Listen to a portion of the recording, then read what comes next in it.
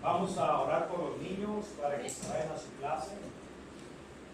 Querido Padre Celestial, gracias por tu gran misericordia que se nos ha dado gratuitamente. Señor, estamos aquí muy agradecidos contigo y estamos intercediendo, Señor, por estos niños que tomarán la batuta, la estafeta para el día de mañana cuando nosotros seamos convocados a casa.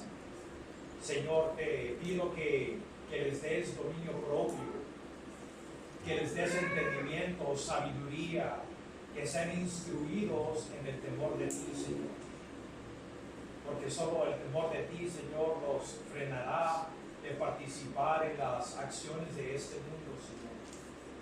Te pido que los llenes de tu Espíritu, Señor, que entiendan la altura, la profundidad, la anchura de tu verdad y de tu amor para con ellos, Señor. Padre, protégelos, dale sabiduría a las maestras que le van a inculcar tu palabra, que les enseñen sana doctrina, Padre, para que ellos puedan fundarse bien en la verdad y no sean movidos como los árboles son movidos para allá y para acá con todo viento de doctrina, por la hipocresía, por la mentira del hombre, Señor, que no sean movidos, Padre. Sí, Señor, gracias, bendícelos y cuídalos en el nombre de Jesús. Amén.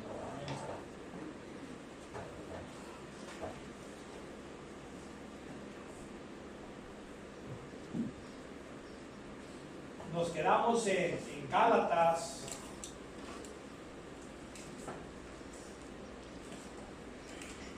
Y el tema de los Gálatas es de que la ley no justifica a nadie. Todo ser viviente, por lo menos aquellos que profesan una religión, quieren ser aceptos o aceptados por Dios basado en sus buenas obras.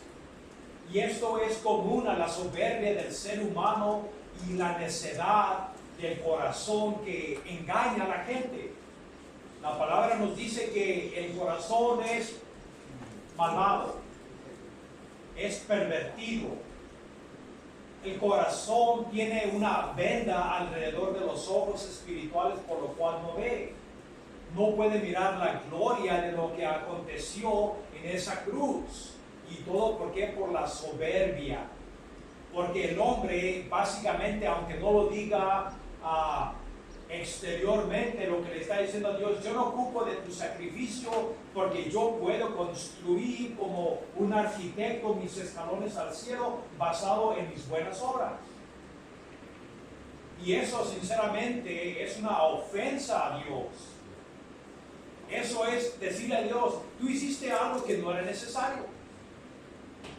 Y me estás indicando de que no lo sabes todo. Si el hombre pudiera salvarse a sí mismo, entonces fuera innecesario de que Jesús bajara del cielo. Él lo único que tenía que hacer es esperar. Pero hermanos, como hemos leído en Gálatas, que la ley nos ha encarcelado, nos ha encerrado, confinado a todos bajo pecado. El problema del ser humano es de que tiene un problema del corazón, lo que llamamos el pecado original. Y no me refiero al primer pecado de Adán. Cuando estamos hablando del pecado original, estamos hablando de la consecuencia de ese primer pecado. Y la consecuencia es de que toda la posteridad, toda la descendencia de Adán engendra una naturaleza rebelde y hostil a Dios. Por lo cual eso es como si hayas nacido incapacitado desde el vientre de la madre, que no puedes moverte en una silla de ruedas. Y eso es la condición del ser humano. El ser humano no puede guardar un estándar excelente y perfecto.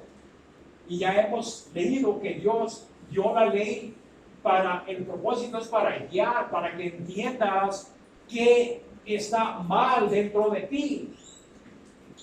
no es para que superficialmente trates de corregir lo exterior, que se llama reformación. No, no, hermanos. Sabemos que los fariseos eran muy buenos con esto. Jesús los acusaba de que lavaban el cuerpo por fuera, pero por dentro estaban llenos de suciedad. Eran sepulcros blanqueados y adentro estaban llenos de huesos de muertos.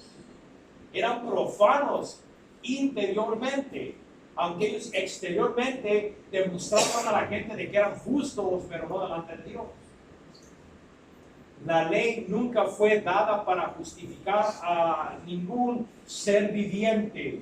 La ley es dada para que conozcas la condición de tu corazón como pecador y te refugies en la única solución, en el único lugar donde puede haber perdón de pecados.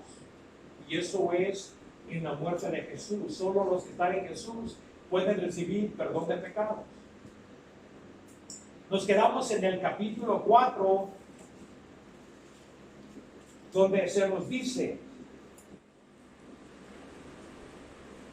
pero también digo, entre tanto que el heredero es niño.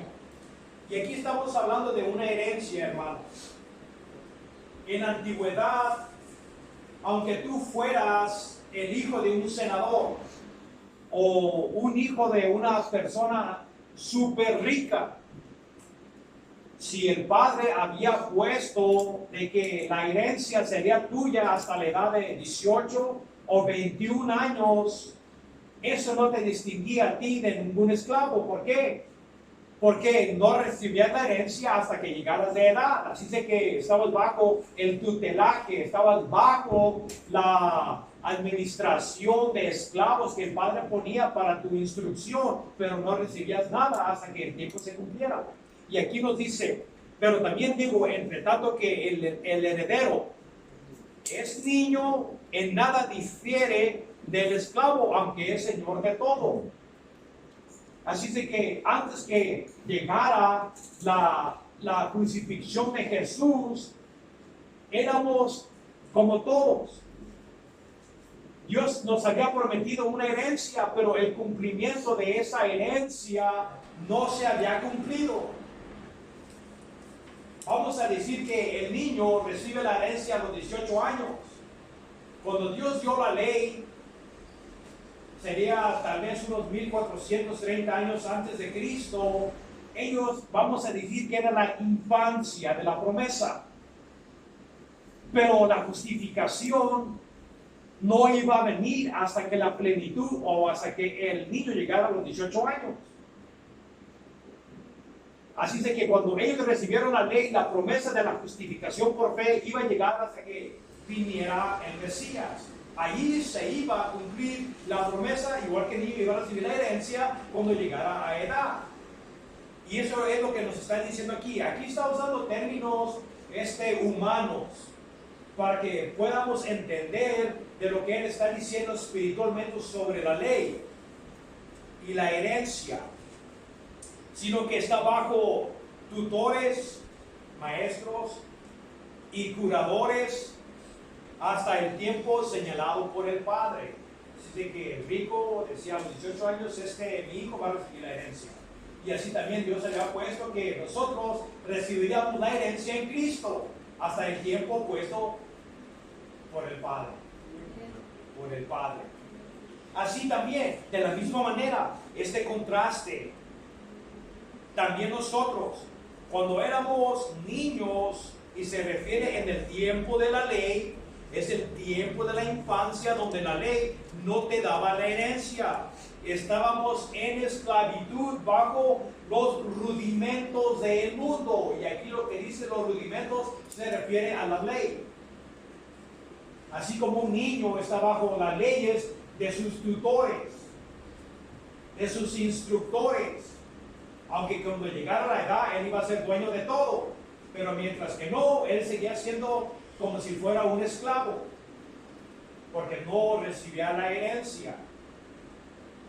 Así de que estábamos confinados, estábamos en esclavitud bajo los rudimentos de este mundo, y se refiere no nomás a los judíos, pero hermanos, Los rudimentos de este mundo se refiere a las leyes, porque toda civilización, aunque sea muy primitiva, tenía leyes basadas en la conciencia, sabiendo del bien y el mal. Así es que estaban bajo rudimentos a leyes, pero no podían recibir ninguna herencia, porque la herencia solo está en Jesucristo, ahora dice.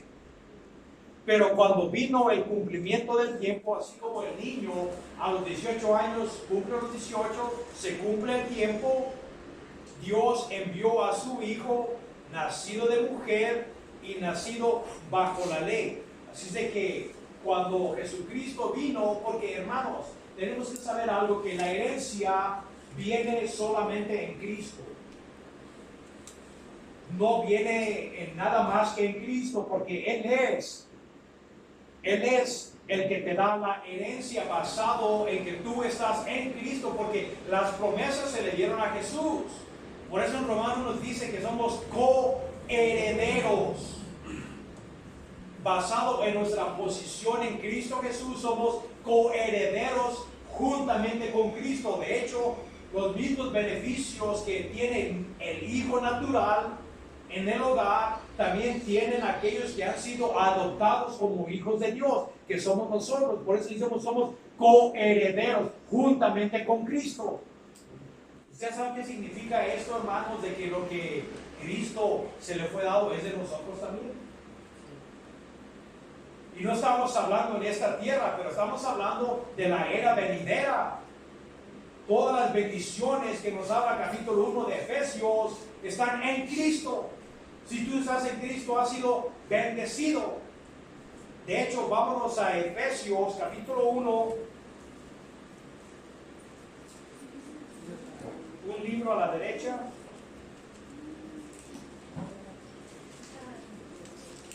Uno 3 nos dice: bendito sea el Dios y Padre de nuestro Señor Jesucristo, que nos bendijo con toda bendición espiritual en los lugares celestiales en Cristo. El 11, en Él asimismo tuvimos, acuérdense, tiempo pasado, tuvimos herencia, habiendo sido predestinados conforme al propósito de aquel que hace todas las cosas según el designio de su voluntad. Así que, hermanos, aquí en Gálatas nos estaban diciendo de que antes los judíos esperaban la herencia, pero la herencia se recibía hasta que viniera el Mesías. Y ahora aquí nos está hablando Pablo al libro de los Efesios, o a la iglesia de Efesios, de que esta herencia ya ha acontecido en Cristo. ¿Por qué? Porque nosotros ya miramos atrás. Ellos miraban hacia adelante, ahora nosotros miramos hacia atrás. Y basado en nuestra identidad en Cristo Jesús, ahora tú eres recipiente de una herencia, hermanos, aunque tú no la tengas ahora porque estás aquí en este mundo. Cuando salgas de este mundo, Cristo dijo: yo voy al Padre, ¿para qué? Para preparar un lugar para ustedes. Su herencia ya ha sido predestinada. Ahora no la hemos recibido físicamente, pero espiritualmente, hermanos, ya estamos en Cristo y esa herencia es certera. Amén. Es cierta, igual que tu justificación, igual que tu vida eterna. La vida eterna no comienza el día que mueres. Ahí es el fin de la vida biológica, pero tu vida eterna, ¿qué nos dice aquí en Efesios 1:13? Nos dice: en Él, en Cristo, también vosotros, habiendo oído la palabra de verdad, el evangelio de vuestra salvación, y habiendo creído en Él, fuiste sellados con el Espíritu Santo de la promesa. Dice que el Espíritu Santo, cuando llega a tu vida, el día que tú crees, hermano, desde allí. De hecho, 5:24 de San Juan nos dice: de cierto os digo, que el que escucha mi palabra y cree en el que me envió, tendrá vida eterna. No, está hablando no en el futuro, está hablando en el tiempo presente. Tiene vida eterna. Amén. Y eso es parte de la herencia, hermanos. Eso es parte de la herencia. Tenemos vida espiritual ahora. Por eso Pablo podía decir confiadamente: absente del cuerpo, presente con el Señor. Porque ya no hay un obstáculo por lo cual nos impida estar en la presencia de Dios. De hecho, hermanos, quiero que sepan algo. Ahora ustedes que son cristianos viven en la presencia de Dios. Amén. Y eso era lo que los reformadores decían, coram Deo, que ellos vivían en la paz, en la mirada de Dios. Y eso es una realidad porque estamos en Cristo, hermanos. Estamos en Cristo Jesús.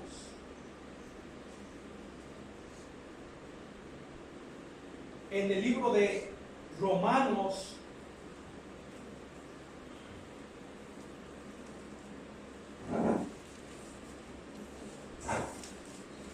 en el capítulo 4,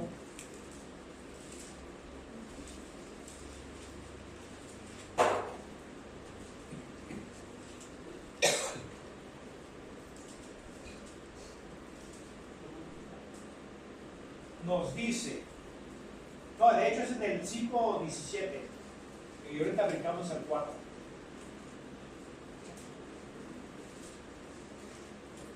Pues, si por la transgresión de un solo reinó la muerte, y se refiere a la transgresión de Adán, mucho más reinarán en vida por uno solo, por el acto vicario de uno solo, que es Jesucristo, los que reciben la abundancia de la gracia y el que don de justicia.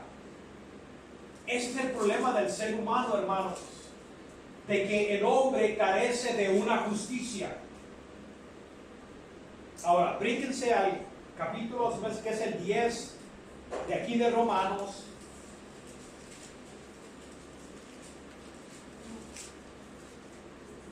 (10:3) nos dice, porque ignorando la justicia de Dios y procurando establecer la suya propia, no se han sujetado a la justicia de Dios. Así de que los judíos estaban en desacato porque ellos querían, como he dicho sobre todo el mundo, todos quieren establecer su propia justicia, pero eso es lo que el hombre carece, de una justicia. Por eso aquí en Romanos 5 nos habla de el don de la justicia. El don quiere decir que si no la tienes, si la tuvieras, ¿para qué ocupas que se te regale? Porque el don es un regalo. Si tuvieras justicia, no es necesidad de que alguien te dé algo. Hermanos, lo magnificente de la cruz es de que no nomás Jesucristo muere por tus pecados. Eso se llama expiación. Ex quiere decir afuera, quiere decir que Él quita tu pecado, expía. Pero también hay una, se llama imputación, y ahí está el capítulo 5 de Romanos, si quieren leerlo en su tiempo. ¿Por qué? Porque el hombre carece de una justicia propia. Y eso es lo maravilloso de la vida de Jesús, hermanos, porque es su vida la que te da la justicia, porque Jesucristo, cuando Él murió en la cruz, lo único que te hace es un pecador perdonado, pero no tienes justicia. Y eso es lo maravilloso, hermanos. Así como el fracaso de Adán se te imputó a tu crédito, así también la vida perfecta de Jesucristo, esa vida de obediencia, Él sí fue declarado justo. De hecho, le dijo a Juan cuando quería que lo bautizara, dijo, no, yo tengo que ser bautizado por ti, y tú vienes a mí y dice, permítelo que sea así ahora, porque nos es necesario cumplir ¿qué? Toda justicia. Así de que Cristo, Él recaudó una justicia no pasible, pero una justicia práctica. Él sí obedeció el 100%, lo que nuestro primero Adán no lo hizo. Y basado en su obediencia, Él caminó una vida perfecta, que nos dice aquí en Gálatas, miren.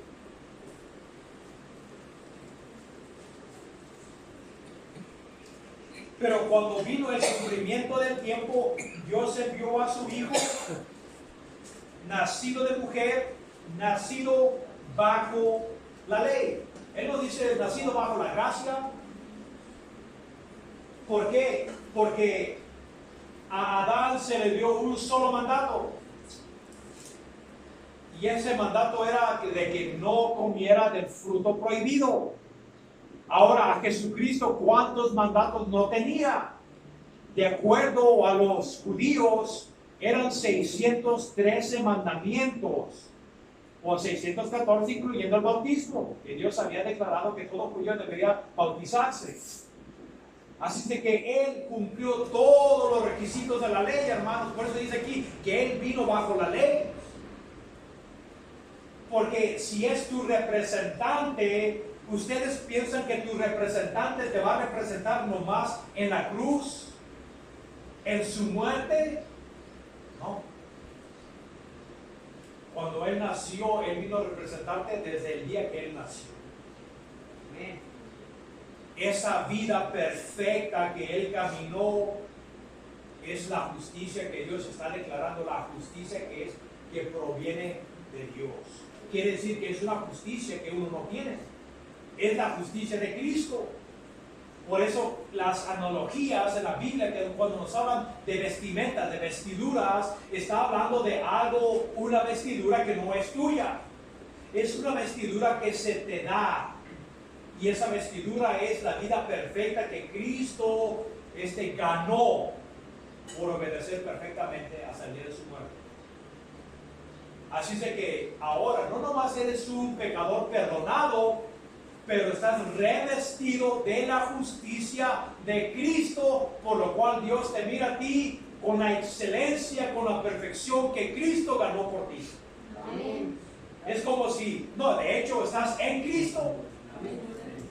Estás en Cristo, así de que el Padre te mira perfecto como a Cristo, aunque prácticamente no lo seamos, pero porque Cristo en sí obedeció perfectamente y esa perfección se te ha dado a tu crédito. Porque antes estabas en la bancarrota, tu cuenta decía 0, 0, 0, 0, puros ceros, infinitamente. Y ahora no, ahora cuando miran tu cuenta, tú eres heredero de el ser más rico que es Dios. Eso es lo que Él hizo por nosotros, hermanos. Y no mandó a un ángel. Aquí dice que mandó a su Hijo. Hermanos, yo sé que muchos niegan la divinidad de Jesús. De hecho, ese era un problema muy serio con los gnósticos después de esta herejía que estaba causando problemas a los gálatas, que eran los judaizantes. Le siguió los gnósticos, aquellos que mezclaban religiones del este con judaísmo, cristianismo, paganismo, un blendaje de filosofías griegas que negaban de que Jesucristo, Él no era Dios. Parecía, pero ni siquiera Él nació de una mujer. Era como una proyección, pero no era carnal, no era real. Y estaba negando ¿qué? El espíritu que confiesa que Cristo ha venido en la carne es de ¿qué? De Dios, nos dice primera de Juan. Y ese era el problema que Juan estaba enfrentando, que muchos negaban que Jesucristo había venido en la carne. Y aquí nos dice que el Hijo de Dios, la segunda persona de la Trinidad, que estaba sentada en el trono. De hecho, Jesús dice: Padre, ahora ya no estoy en el mundo, vengo a ti. Restaura la gloria que yo tenía contigo desde antes de la fundación del mundo. De hecho, Filipenses nos dice que Él, siendo en la imagen de Dios, no consideró ser un ladrón igual a Dios, sino que se despojó a sí mismo. Así de que Él, antes que entrara en nuestra realidad, imagínense el Dios trascendente, el que lo llena todo, vino a su creación. Es increíble. Pero Él vino, hermanos, Él vino con un plan redentivo, el Hijo de Dios.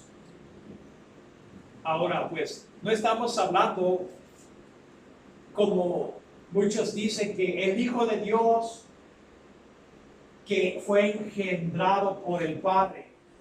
La Biblia nos dice que Jesús es eterno, que Jesús es el mismo ayer, ahora y mañana, para siempre. Así es de que Él no fue engendrado. Jesús es eterno, es coigual al Padre. Cuando estamos hablando de su nacimiento como ser humano, sí, su humanidad, nacido de mujer, tuvo un tiempo en que nació igual que nosotros. Pero cuando nosotros fuimos concebidos, ahí el Espíritu se nos dio juntamente con la carne. Así no fue con Cristo. Cristo Él es eterno, estaba en los cielos. Había un tiempo donde no había nada más que el Padre, el Hijo y el Espíritu Santo. Ni siquiera había ángeles, porque Él es el creador de ellos. Cuando estamos hablando del Hijo de Dios, estamos hablando en una relación que Él tiene con el Padre, porque aún Jesucristo o por lo menos era espíritu, sigue teniendo espíritu, pero ahora también tiene una naturaleza glorificada humana. Pero Jesucristo, Él es eterno. Pero sin embargo, Él es 100% hombre. Ahora vamos a mirar, ¿por qué la necesidad de ser hombre? ¿Por qué no pasó un avión y se dejó caer en un paracaídas y dijo, aquí estoy ya, voy a ir a la cruz para redimirlos? Porque no se puede, hermano. Porque Él tenía que haber nacido igual que un ser humano. Acuérdense, hermanos, tenemos que tener un representativo equitativo, igual que nosotros. Por eso los becerros, las palomas, tórtulas, borregos, todo lo que hacían era un teatro, pero no podía remover el pecado porque era un teatro. Eran representaciones, no eran igual, porque nos dice la ley que solo un hombre puede dar su vida por otro hombre. Y un hombre fue el que dejó que el pecado entrara a la humanidad. Así de que tenía que haber otro hombre, otro representante, una cabeza federal, donde él iba a representar a su pueblo, igual que Adán representó a la raza humana. Pero tenía que ser un representante equitativo, igual que los que iba a representar. Y solo un humano puede hacer eso. Por eso cuando Jesucristo fue a la cruz, como su representación es equitativa, ahora Él sí puede quitar el pecado. Amén. Lo que antes, porque no era igual, un becerro no puede dar la vida por un ser humano. Si se puede decir de esta manera, solo un becerro por un becerro, pero no por un ser humano. Jesucristo nos representó perfectamente como un ser humano, para que Él fuera hecho cabeza a la iglesia, nos dice en Colosenses. Dice que Él es la cabeza de nuestra redención, hermanos. Así de que en el primer Adán reina la muerte, el pecado y la muerte. En el segundo Adán reina la vida y la justicia. Y estás en uno de dos. Si no has nacido de lo alto, estás en Adán, donde va a reinar y reina la muerte. Si has sido sacado de ese mundo de muerte que nos dice en Colosenses, y si has sido puesto en el reino de Jesucristo, ahora tú estás en un nuevo representante, un nuevo reino. Esto es hermoso, hermanos. Y si se fijan, no tiene que ver nada con la ley.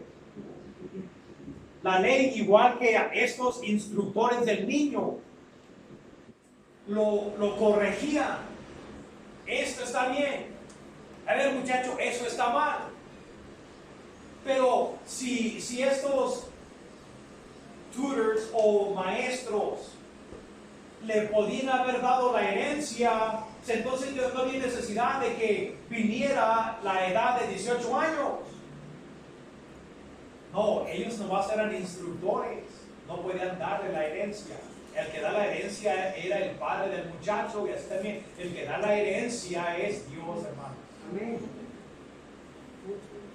Ellos cumplían su obligación de inculcarle moralidad, ética al muchacho, para que cuando llegara la de edad ya había sido instruido y podía obtener la herencia.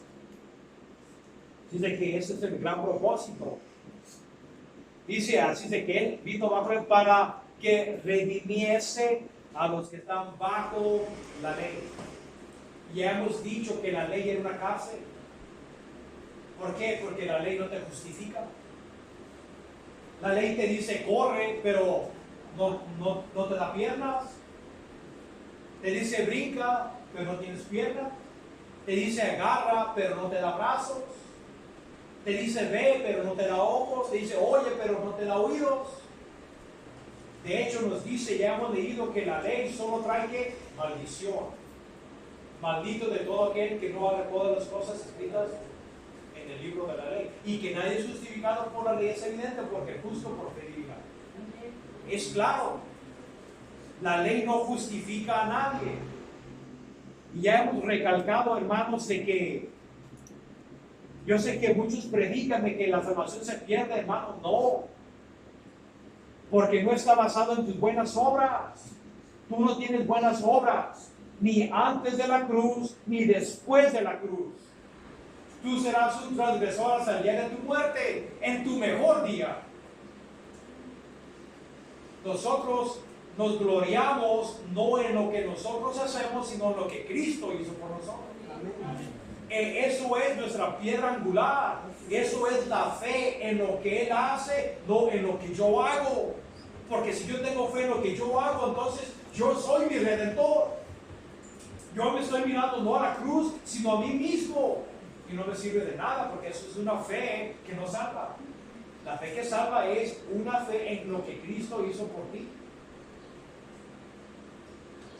Para redimir a los que estaban bajo la ley. Todo hombre está encerrado, encarcelado y serán juzgados por la ley.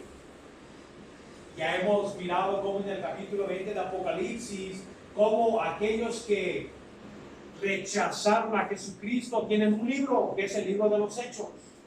Y un día serán juzgados de acuerdo a lo que está escrito en esos libros.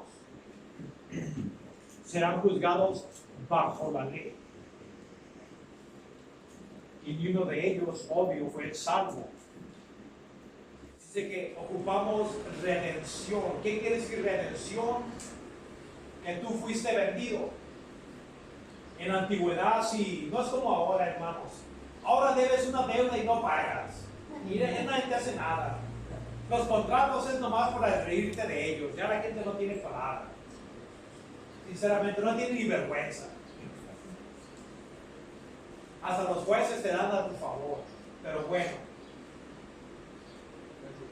Así es de que en la antigüedad, si tú no podías pagar algo, incurrías una deuda, entonces te arrestaban y te vendían a ti y a tu familia a la servidumbre, a la esclavitud. Ahí a veces había deudas que no podías pagar, ibas a ser un esclavo hasta el día de tu muerte. Hay otras que podías trabajar 1 año, 2 años, 3 años, 5 años, entonces ya podías, ya la deuda era saldada, ya podías salir. Pero la deuda que el hombre había incurrido es una deuda impagable. Como dijo Jesucristo, una historia de que uno que le debía 10,000 talentos. Esto es una suma extremadamente alta, con el propósito de decirle a este hombre una deuda que no puedes pagar. Y así también, hermanos, no podíamos salir de esa cárcel que era la ley, porque nadie la guarda.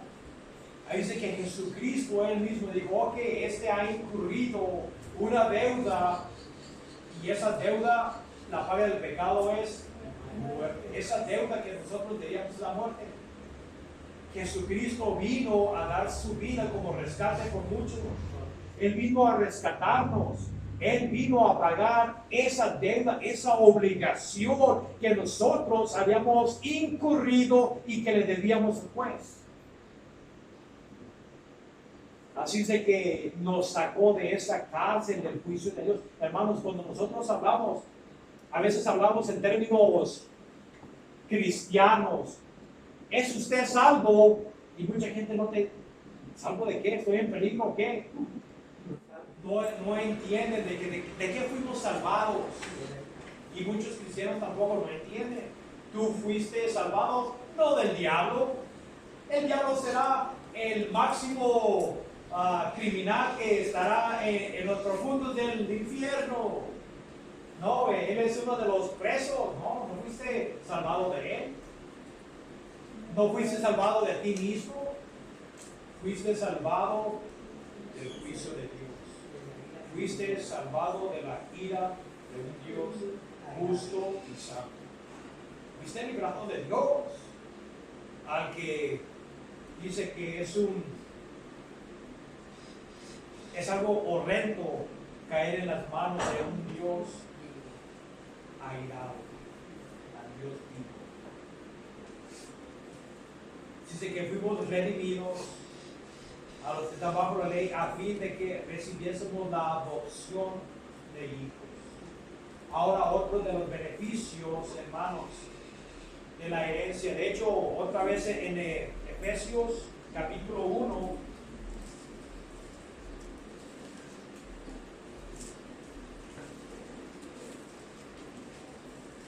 de 3 al 5 dice: bendito sea el Dios y Padre de nuestro Señor Jesucristo, que nos bendijo con toda bendición espiritual en los lugares celestiales en Cristo, según nos escogió en Él antes de la fundación del mundo, para que fuésemos santos y sin mancha delante de Él. Fíjense, en amor, habiéndonos predestinado para ser adoptados hijos suyos.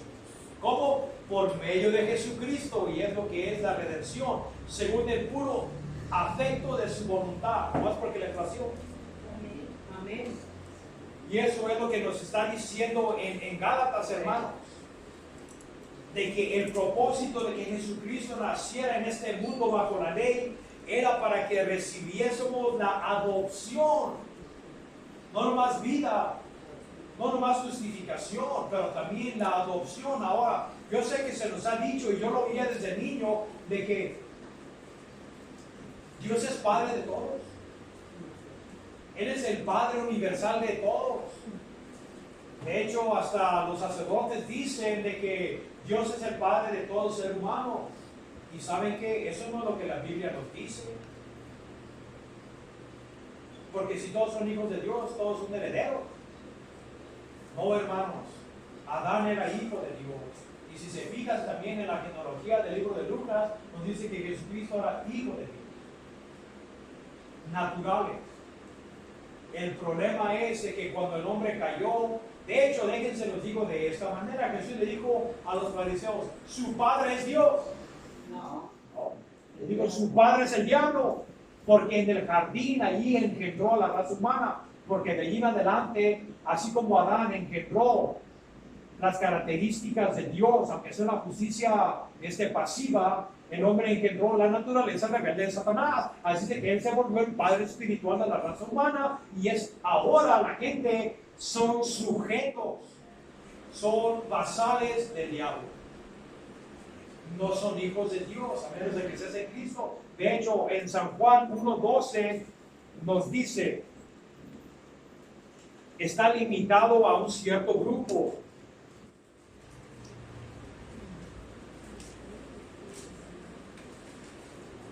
Nos dice: mas a todos, todo el mundo son hijos de Dios.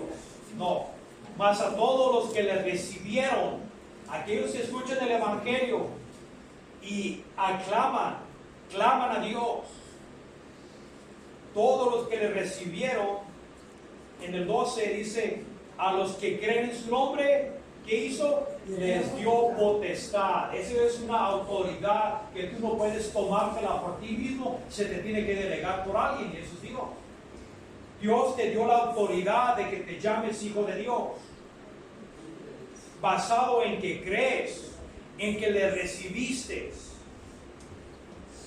los cuales no son engendrados de sangre, no porque tus padres te hagan y sean cristianos, hayas nacido de cristianos, eso no te hace hijo de Dios, ni voluntad de carne, porque tú quieras nacer de lo alto, tampoco, ni de voluntad de varón, porque alguien quiera hacerlo por ti, nadie puede.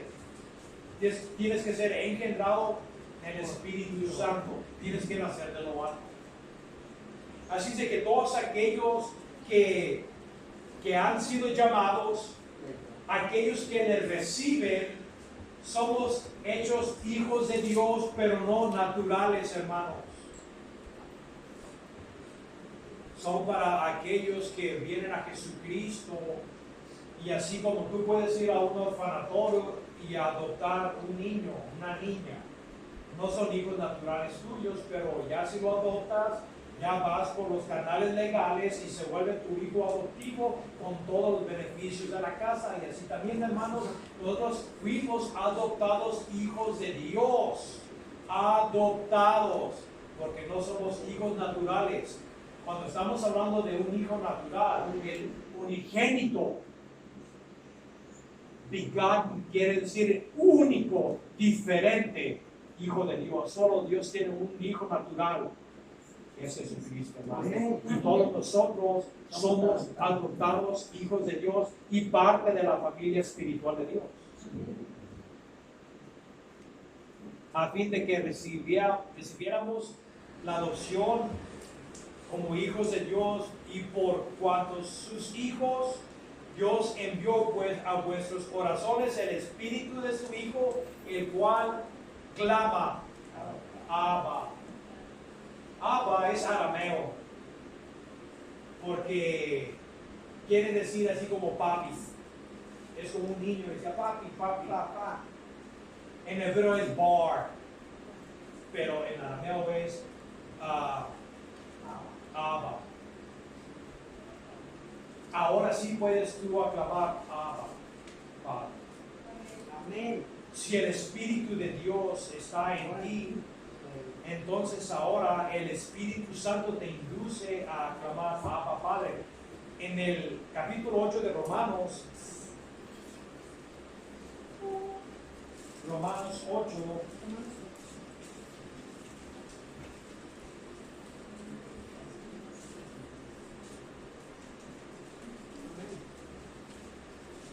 Ocho, 9 nos dice: mas vosotros no vivís según la carne, sino según el Espíritu, y si el Espíritu de Dios mora en vosotros, y si alguno no tiene el Espíritu de Cristo, no es de él. Pero si Cristo está en vosotros, el cuerpo en verdad está muerto a causa del pecado, mas el Espíritu vive a causa de la justicia.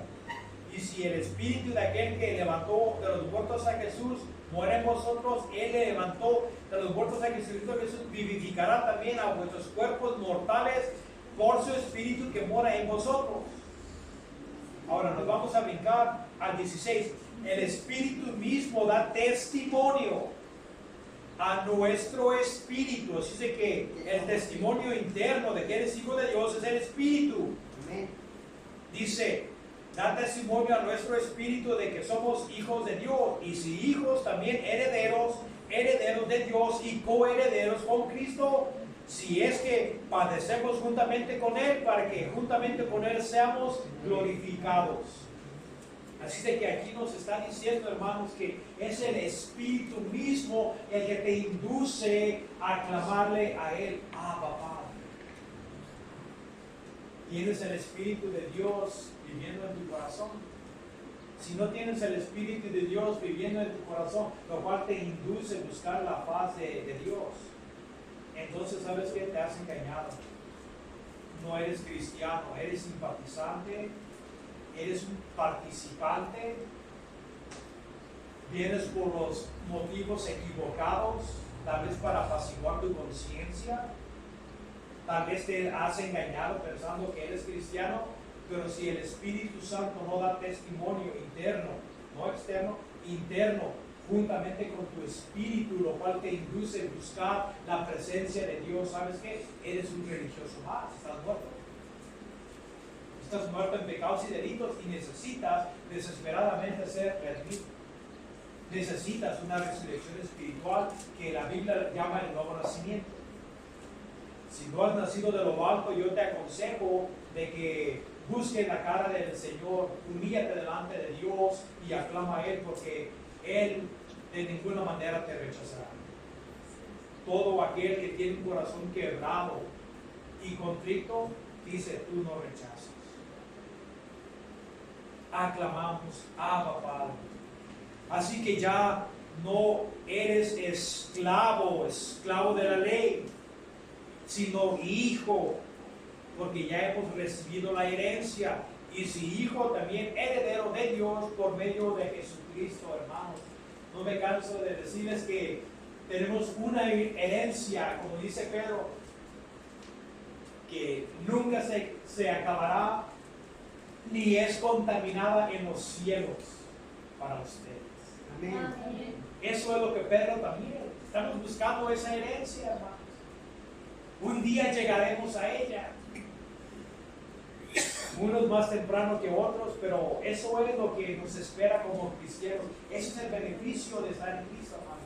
Lo que la ley, como hemos dicho, la ley no te puede salvar, no te justifica, no te da herencia, no te hace nada.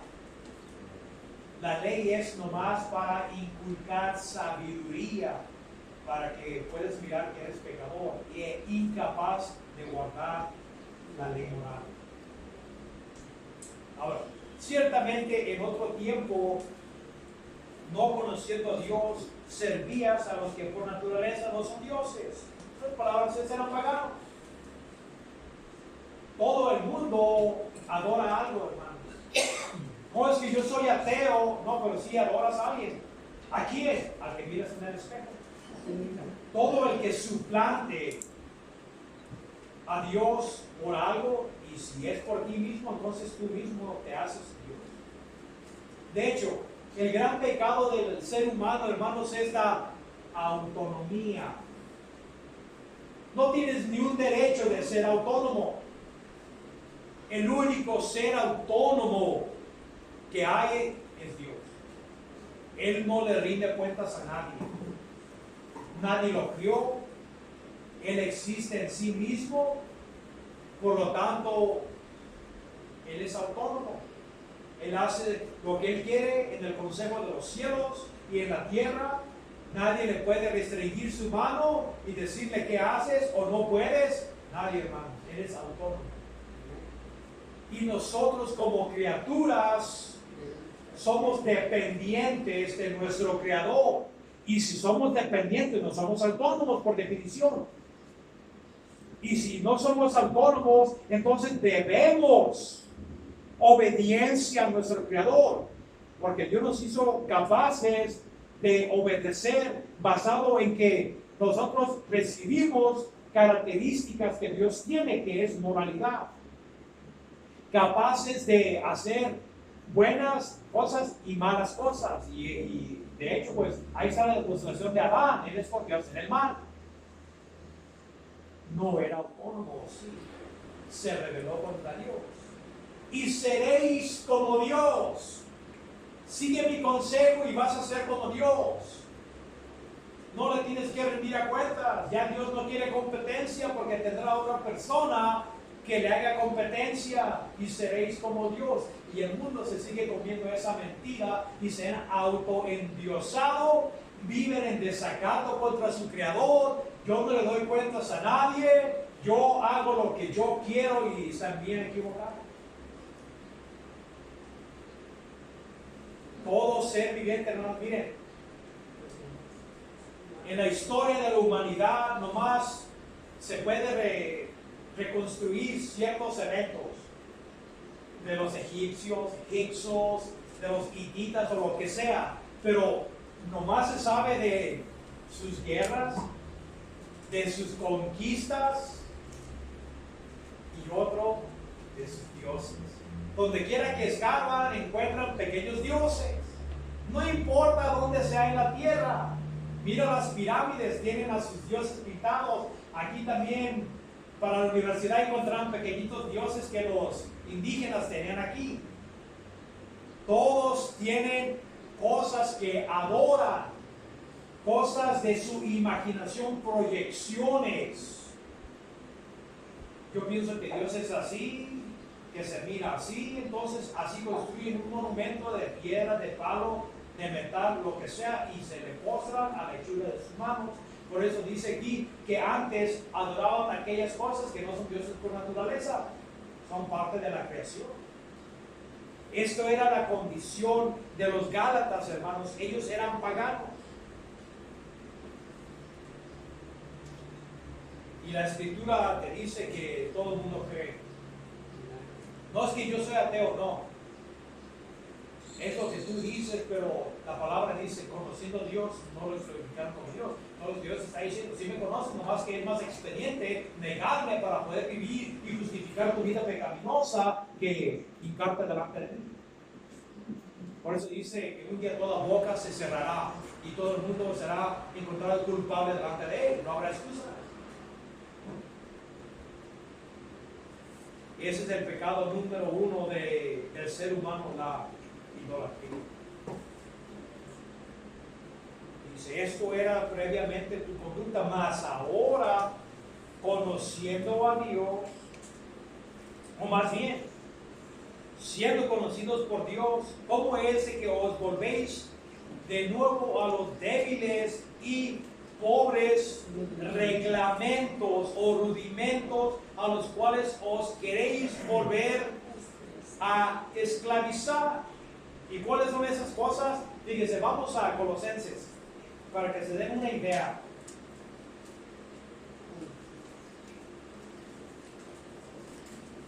Dos libros a la derecha, después del Filipenses.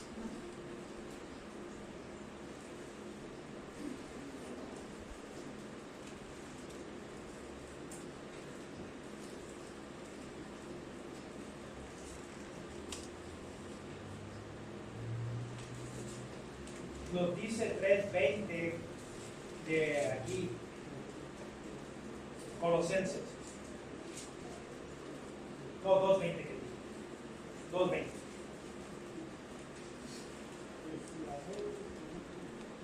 Pues si habéis muerto con Cristo en cuanto a los rudimentos o reglamentos del mundo, que son básicamente, casi son igual en cualquier civilización, porque los agarran de la conciencia.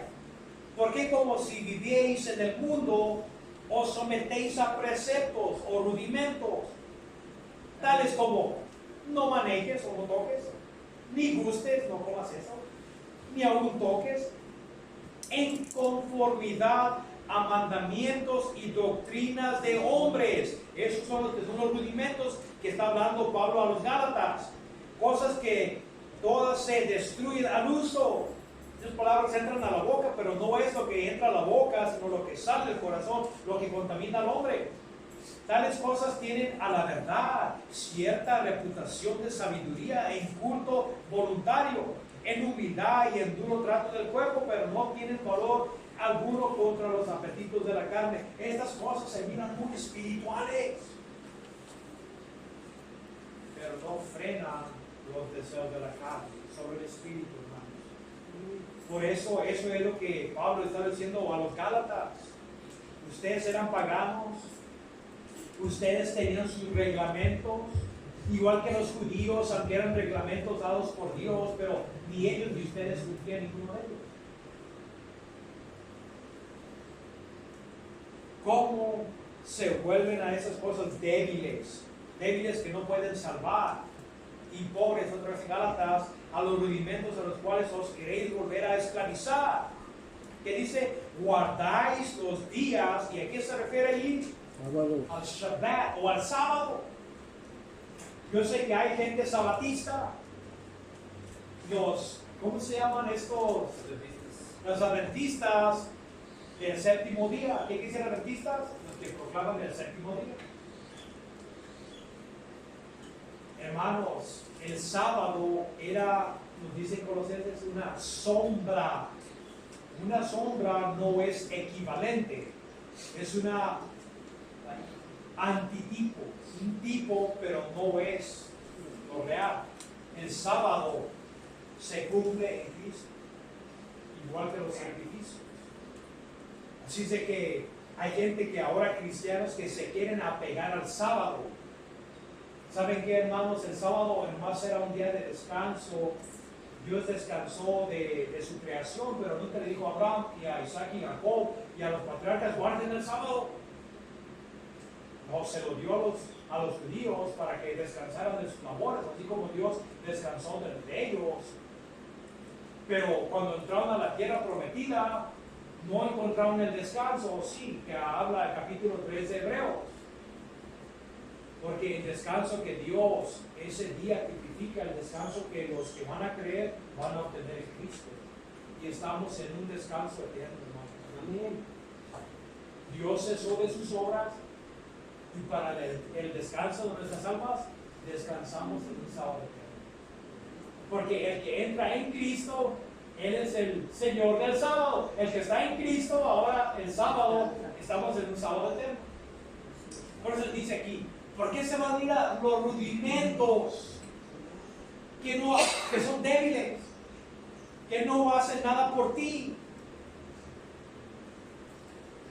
Ustedes guardan los días, los meses, los tiempos y los años, es lo que los judíos estaban haciendo todavía.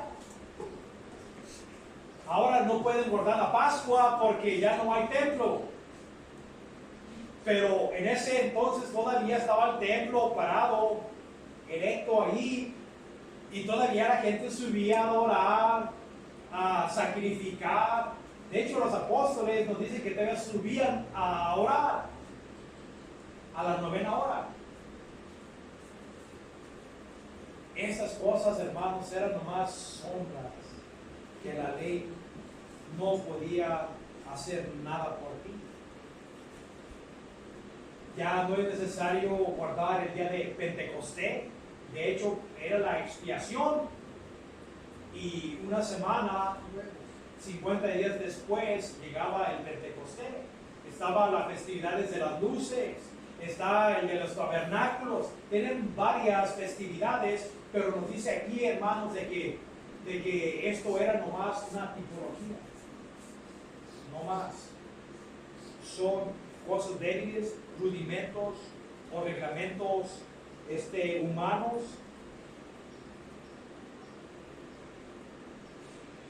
Dice, me temo de vosotros que haya trabajado en vano con vosotros. Y eso era el temor de Pablo, de que esta gente hubiera creído en vano.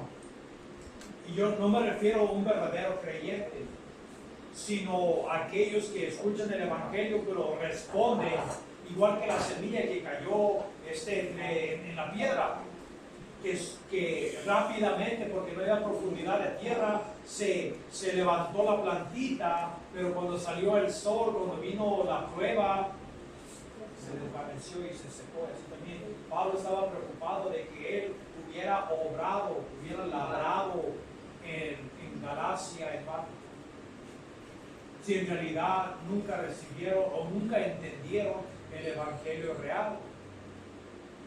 Hay un serio problema, hermanos, en nuestra época también, donde ahora se nos dice, ¿sabes qué? Ven hacia enfrente. Muchas iglesias ahora repite estas palabras y firma esa cartita y danos tu teléfono. Y ya mucha gente ya no va a las iglesias, pero ya piensa que son salvos porque hicieron una profesión. No, hermanos, ¿saben qué? Eso es una fe no salvadora. Eso es una fe que no salva a nadie. ¿Saben qué es una fe verdadera? No es una profesión de una sola vez. La fe verdadera se ejerce todos los días. Una fe que salva es una fe activa, una fe viva, una fe que persevera. ¿Y qué es lo que ha vencido al mundo? Nuestra fe. Eso es una fe genuina, hermano. Hay unos que tienen una fe, pero es una fe, se puede decir carnal, que están de acuerdo carnalmente, en la mente están de acuerdo, pero su corazón nunca estuvo involucrado. Como dice, si confesares con tu boca, pero también la condición es que si tu corazón está involucrado, si creyeres en tu corazón.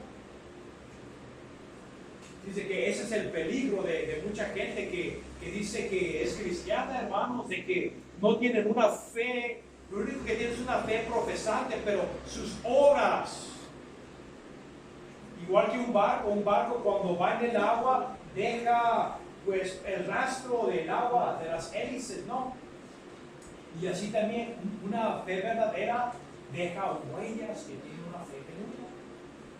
Pueden leer eso en su tiempo en Santiago, que la fe sin obras está muerta. Tengan mucho cuidado de que no vayan a ustedes a caer en esta trampa, de que especialmente a los jóvenes, sé que han crecido en las iglesias y que piensan de que son cristianos porque eso es todo lo que han escuchado, pero nunca han tenido un encuentro genuino y verdadero con el Dios verdadero. Ese es el peligro de los que nacen en la iglesia.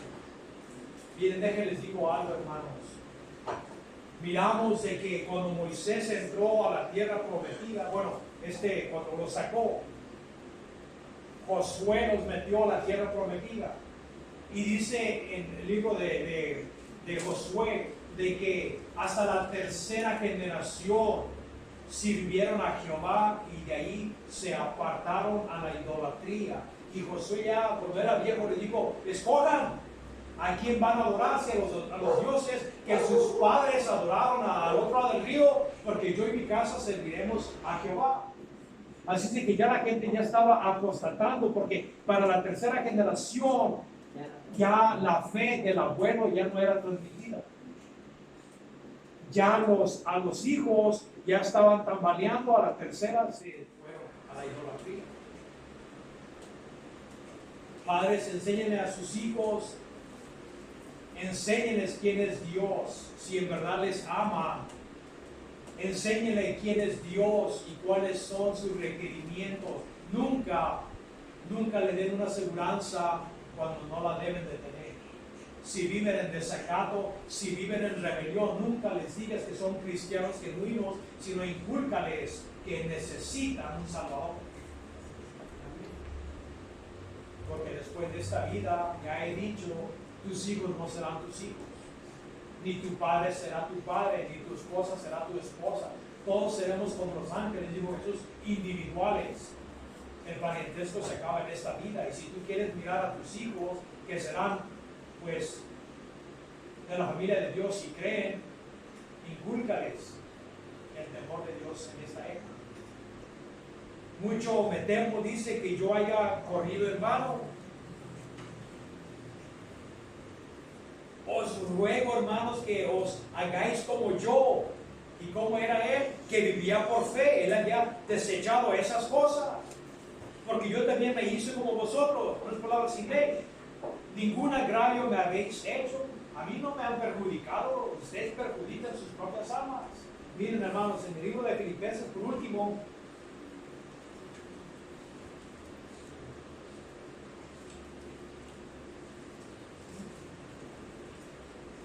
fíjate las credenciales de Pablo. 3:1. Por lo demás, hermanos, gozaos en el Señor. A mí no es molesto escribir las mismas cosas. Para vosotros es seguro. En otras palabras, no me cansaré de decirles lo mismo. Porque para ustedes es la seguridad de vuestras almas. Dice, guárdense de los perros. Está hablando de los judíos.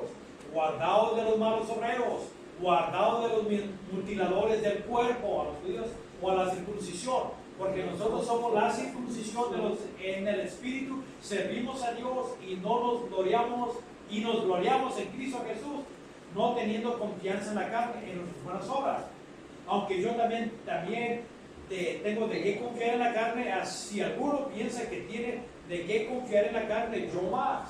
Circuncidado el 8º día del linaje de Israel, de la tribu de Benjamín, hebreo de los hebreos, en cuanto a la ley, fariseo, en cuanto al celo, persiguiendo a la iglesia, en cuanto a la justicia, que es por la ley, irreprensible. Pero ¿cuál era la conclusión que le decía a los Gálatas? Sean como yo, porque yo me he hecho como ustedes. Esto.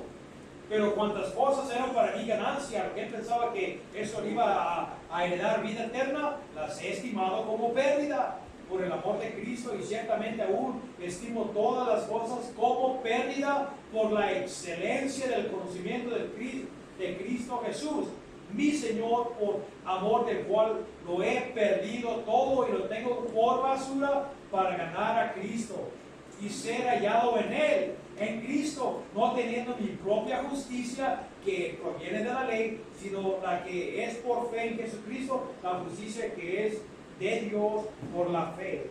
Y eso es lo que le está diciendo a los Gálatas. Mire, yo he desechado esto, ustedes también tienen que hacer lo mismo. No se dejen engañar por los judaizantes a que los lleven a esos rudimentos débiles que nunca pudieran justificar a nadie. Yo me he hecho como ustedes, pero he encontrado a Cristo, hermanos. Cristo justifica gratuitamente basado en la fe, pero una fe genuina y fe solamente. Amén. Y eso era el lema de los 1500 de la Reformación, sola fide, que quiere decir por fe solamente, sola gratia, por gracia nomás, sola Deo gloria, para la gloria de Dios solo. Eso es lo que debe ser nuestra lema, hermanos. Darle toda la gloria a Dios, porque Él lo ha hecho todo por nosotros. Es todo, hermano. Descansen en eso, que nadie los lleve a la ley, porque Jesús dice que Cristo es el fin de la ley para justicia. Tu justicia está en Cristo, no en la ley. La ley es buena, ahora nos guía, es todo. Pero ya hizo lo que hizo, igual que esos cultores, nos llevó a los pies de la cruz, donde hemos sido justificados y hemos, en un pasado, recibido la herencia. Bueno, gloria a Dios, hermano, por su palabra. Es clara, da esperanza a nuestras vidas. ¿Por qué? Porque podemos descansar en lo que Cristo hizo, no nuestro propio esfuerzo. Si tú vas a vivir por tu propio esfuerzo, serás una persona miserable, porque tu misma conciencia te condenará que eres un transgresor, porque no guardas el estándar perfecto. Tu perfección está en Cristo. Dios los bendiga, hermanos. Amén.